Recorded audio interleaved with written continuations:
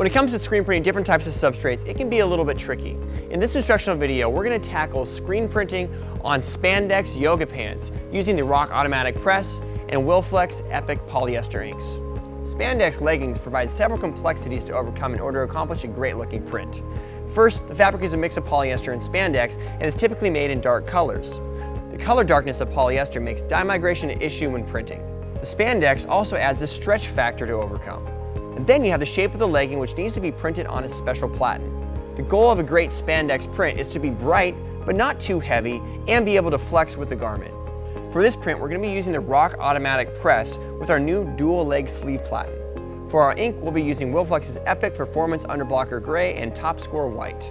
For screens, we want to use a higher tension medium mesh range, 125 to 156. We use our standard Saati Hitech mesh or a thin thread 160 mesh, which we'll be using in this video.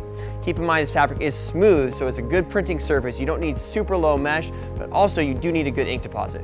When coating, since I'm using a medium mesh, the goal is to create a slightly thicker stencil or higher EOM in the 20+ range. To accommodate this, we're going to be using our CryoCoat emulsion, which has a slightly higher solids content. When printing onto pants, it is helpful to get an artwork template that matches the art to your platen. For this video, we are using the new Rock Dual Leg Sleeve Platen. This template in AI is a PDF download to actual size of the platen, so you can see how your film will lay out on it in Illustrator or CorelDRAW. For this design, we're going to be using a blocker gray underbase and an overprint white, so we'll be choking the underbase 0.75 pixels. When exposing the screen, be sure to expose for slightly longer to account for the thicker emulsion on your screen. Now let's go to ink. For these types of stretch pants, we first want to look at the fabric content. Most of the times, these are made from a combination of polyester and spandex. These particular pants are 87% and 88% poly, and the remainder is spandex. The colorful pattern is sublimated, and the black is a solid dye. The first ink we'll need to address is the underbase. We'll need to underbase both of these with a blocker gray that has a carbon in it and prevents dye migration. However, since these are stretchy, we're going to combine the Wilflex Epic Performance Underblocker Gray with some polyester Topscore Gray ink to provide some stretch to the underbase. To expand the stretch capabilities even more, since the garments are extremely stretchy, we're going to add 5 to 10% Epic Stretch Base into the ink mixture.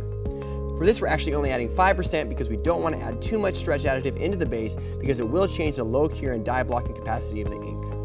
For this, we're going to be using 75% Blocker Gray and 25% Topscore Gray. For our overprint, we'll be using standard Topscore White right out of the bucket.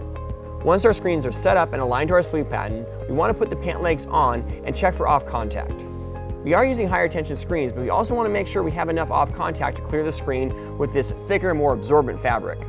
Since we're putting this on an automatic, we're setting this up with automatic settings. Now you can adjust that for manual printing on your manual press as well.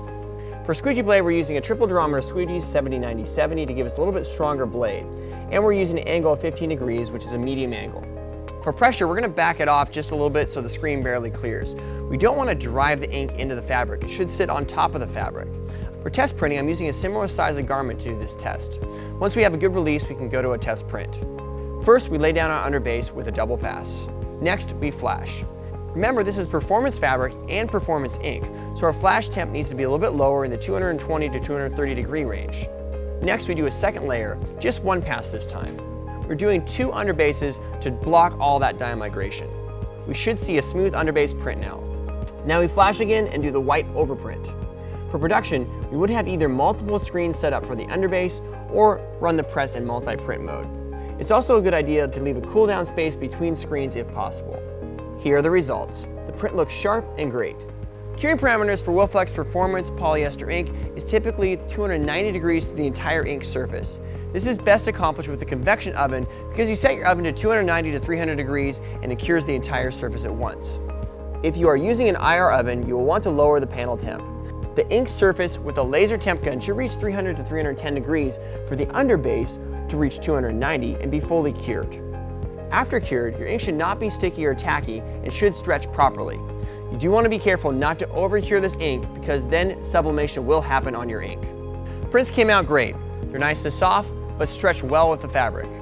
For dye sublimation testing, you do want to leave your fabric out for a few days before going into production for optimal results. That way you 100% know that your underbase blocker worked, especially with sublimated fabrics like this. Check out the Wilflex Epic Performance Series as well as the Topscore series available on our website screenprinting.com, and be sure to subscribe to our YouTube channel for more great screen printing tutorial videos.